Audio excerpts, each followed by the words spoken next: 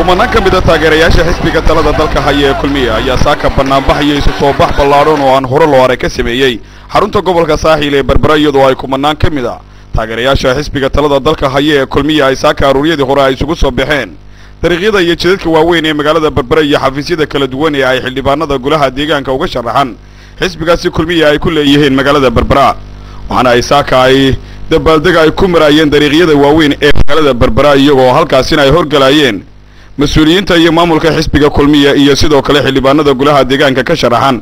oo mid waliba uu taageerayaashiisa dabada ka riixayay iyagoo sita boorarka musharaxa si uu ku sawiran yahay astaamaha caalanka xisbiga kulmiye iyo caalanka qaranka ee dalkan jamhuuriyadda Soomaaliland waxaana ay halkaasi ku dhawaaqayeen erayo ay ugu sadaalinayaan inuu xisbigaasi talada dalka haya ee kulmiye uu sii hayo isla markaana uu mar labaad ku guuleysto doorashada golaha deegaanka ee fooda inagu soo haysa iyo sidoo kale doorashooyinka kale ee soo socda ee dalka ka dhici doona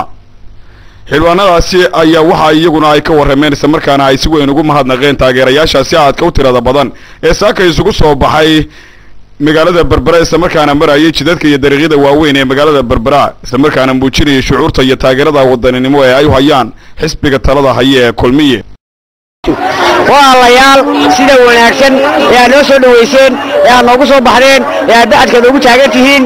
ayaa aad ka mahadnaqaya waxaana kaloo inoo balala maalinta codka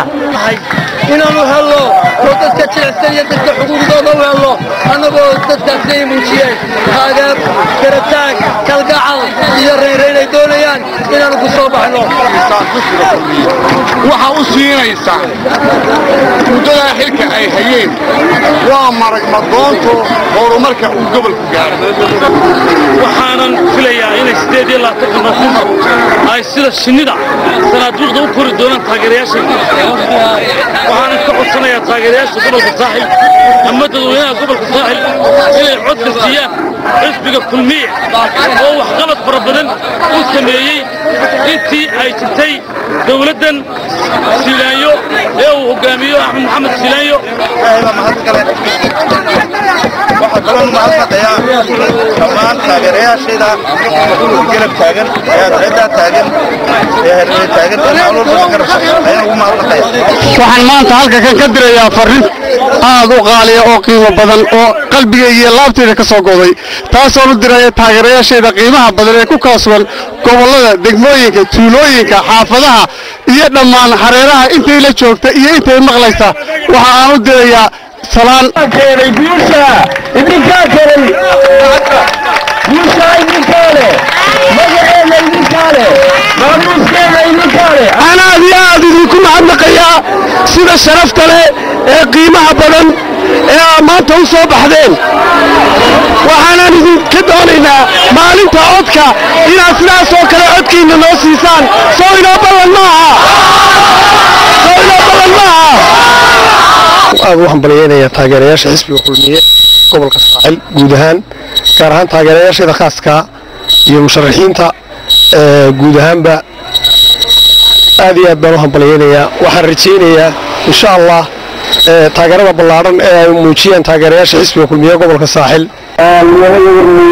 dhammaan iyo sharaf kale ee taageerayaasha halka ku soo baxay ee sida weyn ugu soo baxay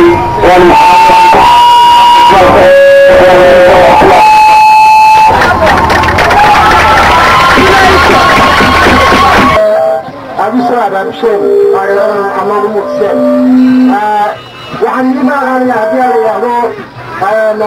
markaan ka mid noqdo mudanayaasha golaha deegaanka ee Berbera insha allahu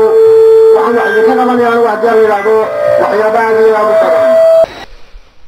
banaanbaxaasi ololaha doorashada golaha deegaanka lagu diyaar garoobayo oo maanta u lahaa xisbiga talada dalka haya ee kulmiye ayaa sidoo kale qaar ka mid ah xildhibaanada ka sharaxan golaha deegaanka kana tartamaya xisbigaasi kulmiye ayaa maanta waxa ay ka sameeyeen banaanbax dhinaca badda oo ay halkaasi ku dabaaldegayeen laashashka kalluunka qaada isu soo baxan ay sameeyeen kumanaankaasi ka mid ah taageerayaasha xisbiga kulmiye ee horgalayeen مسؤولينta iyo maamulka xisbiga kulmiye iyo musharaxiinta ka sharaxan xisbigaasi ayaa noqonaya soo bixi ugu ballaanay xisbigaasi kulmiye oo sameeyo tan iyo muddadu bilaamay ololahaasi loogu dabaaldegayo doorashada golayaasha deegaanka oo dhici doonto 8 bishan aynu ku jirno Mukhtaar Cabdiraxmaan